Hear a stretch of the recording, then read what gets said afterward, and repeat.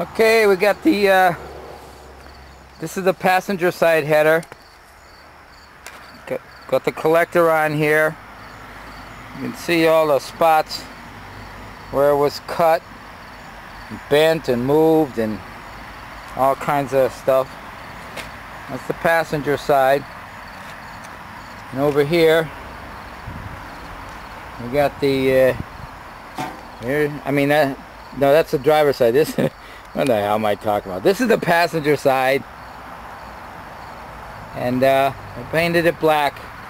I had some silver ceramic paint on there, high heat paint, but thank you for the other YouTubers for suggesting the VHT paint. I went out and found a couple of cans of that. That's supposed to hold a higher heat temperature. But there it is. And let me back up here and you can see a little bit better. And so you got the, don't look too bad. I'm thinking about, you know, I designed it first to be flat. I didn't want a lot of wind resistance and wind noise driving down the road, and now I'm thinking I'd want a little bit more rake. A little bit more rake to that body on there to make it look a little meaner, you know? Be kind of cool. So I'm thinking on maybe jacking up the back end of the body a bit, and we'll see what happens. But that's what it looks like with the pipes. I am really tempted to fire this thing up and to listen to them, but I got to repaint the motor. I got to put oil in it. I'd have to put the radiator back on, and because I got to repaint the motor, I'd have to take that all back off again and pull. You know, I got to pull the motor out. I'm gonna, you know, paint it because I got to paint the firewall too.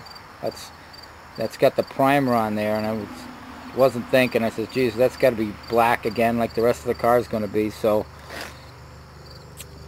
I don't think I'm going to fire it up. I'll fire it up later on. There'll definitely be a video on that. Definitely. Oh, and I wanted to show you this thing I made. It's a bead breaker. I made this.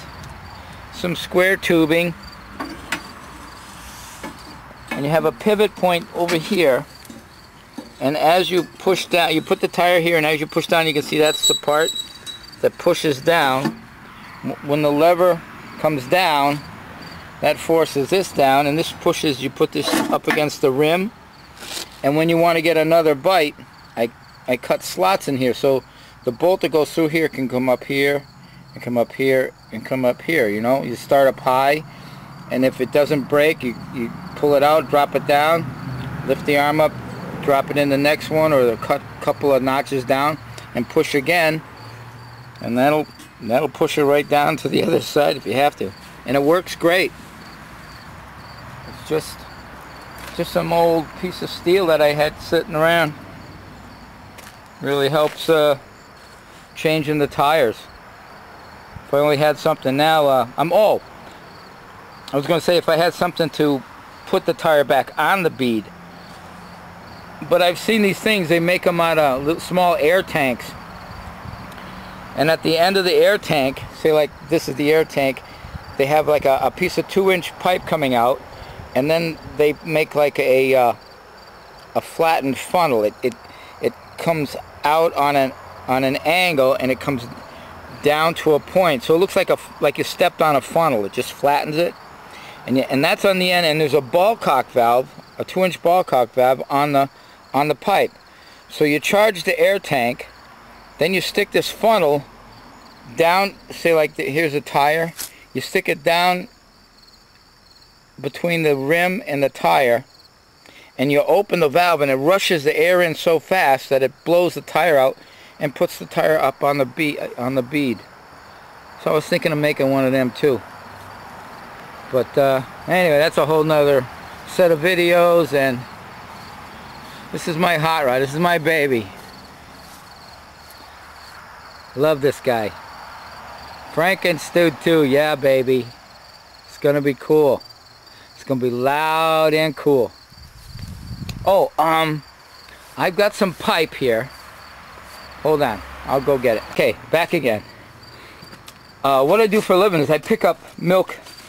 I drive an 18-wheel tanker truck, and I pick up milk on the farms, and I deliver it to, you know, like Hood and Gorelick's and different places that process the milk to make ice cream or milk or whatever. And they had these stainless steel pipes. I mean, I got a bunch of it. I got it for nothing. One farmer sold me some of his, but I've got a bunch of these pipes, and I was thinking, stainless steel, what if I hooked it up to there, maybe put some kind of baffle in there, sausage cut it on the back? That would make a great lake pipe, you know? I mean, that's just sitting on a piece of wood. I mean, it would be straight and whatever it's got to be. It's got to go up a little bit, but I could make my own lake pipes out of that stuff. I got a bunch of it. There's that piece there. There's, let's see. Where's the other piece? Oh, yeah. There's another piece right there. And what's cool is that, check this out. It's got these flanges, okay, that clamp on. And I could make, like, you know how you could open up the exhaust instead of, I just undo the clamp. I could like run a normal exhaust along with this. Say like right here, have a pipe go under the car and back through a muffler. And then leave this side capped with one of those clamps that hold the plate on the end. And then when I want it loud, I just undo here, pull up the thing, and I'm running straight exhaust. When I want it quiet, I just plug the end up, and the exhaust will come down the pipes, take a right hand turn and go through the mufflers. It'd be cool. Got the, let's see, this is all grown in. My lawnmower broke, my weed whacker broke, but I'm going to show you. That's why this is all grown in. You see all that stainless pipe down in there?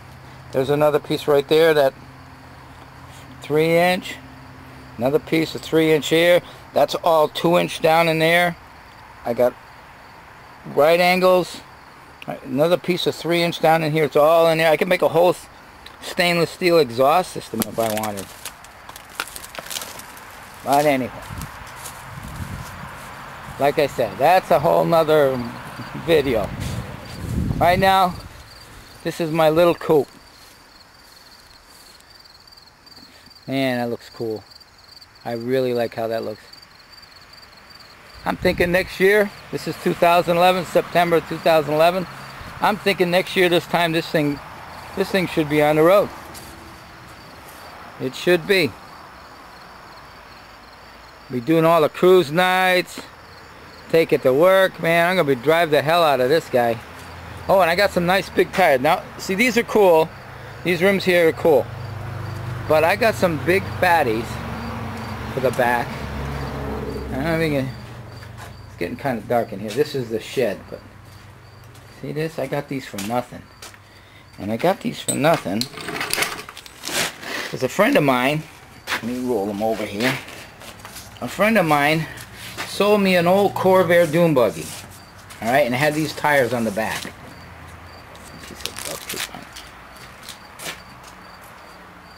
Huh?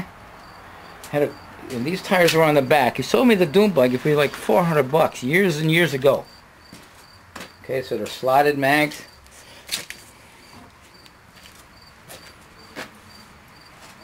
All right, and maybe I can do them up in green, or maybe I can polish this part up and just do inside here in green. I don't know yet.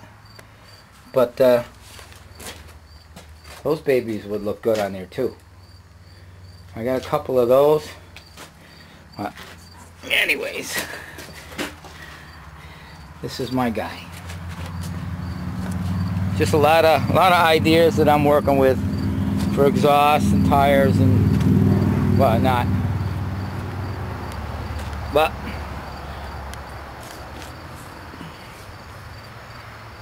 FrankenStudeToo, baby.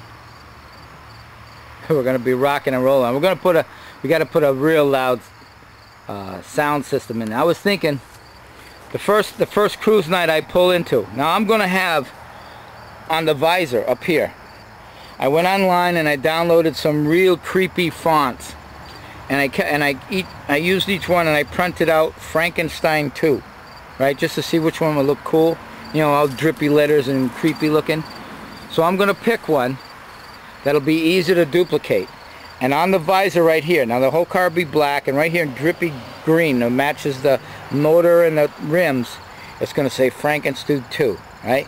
So now the first cruise night that I go to, I'm thinking on having like a cranking sound system in this thing. Not the sub bass. I don't like the sub basses, subwoofers, but like something that plays really, really loud and a lot of bass. And I'll play that song Monster Mash, and I'll pull into the parking lot playing Monster Mash. Man, that'll turn some heads, wouldn't it? With the pipes loud, music cranking, monster tune, and a monster car. Awesome.